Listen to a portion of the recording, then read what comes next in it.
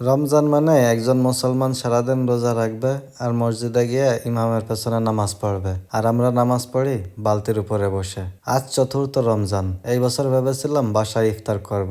কার না ভালো লাগে বাসায় ইফতার করতে? পরিবার, শান্তিমতো ইফতার করা এবং একটু নামাজ পড়া, সব মিলাই অন্যরকম একটা পরিবেশ। কিন্তু আমি থাকি ইতালিতে, এখানে চাইলেও সবকিছু করা যায় না। আমি যে রেস্টুরেন্টে জব করি, এদের কারোরই কোনো রমজানের অনুভূতি নেই, শুধু আমরা যারা মুসলমান আছি তারা ছাড়া। তাই এখানে নিজের ইফতার নিজেই বানাই রেস্টুরেন্টে। 3 দিন চেষ্টা করছি বাসায় ইফতার করতে, কিন্তু প্রতিদিনই ডিউটিতে দেরি হয়ে গেল আসতে। তাই অবশেষে রেস্টুরেন্টেই ইফতার করার জন্য ডিসাইড করলাম। তাই এখানে ইফতার করা এত সহজ না, কারণ যে আমাদের ডিউটি শুরু হয়ে যায় তখনই ইফতারির টাইম। তা আমরা নামাজও ঠিকমতো পড়তে পারি না আর ইফতারও ঠিকমতো করতে পারি না।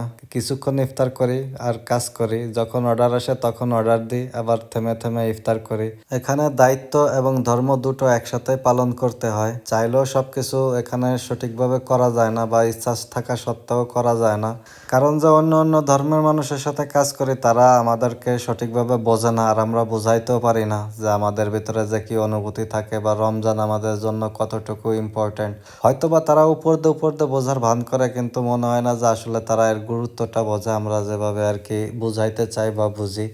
আর এই জন্যই আছে মূলত সমস্যা। যদি কোনো মুসলমান কান্ট্রিতে থাকতাম তাহলে হয়তোবা এই সমস্যাটা ভোগ করতে হইতো না। যাই হোক, তারপরও আলহামদুলিল্লাহ যতটুকু করতে পারতেছি। জায়গাটা ইম্পর্টেন্ট না, নিয়তটাই ইম্পর্টেন্ট।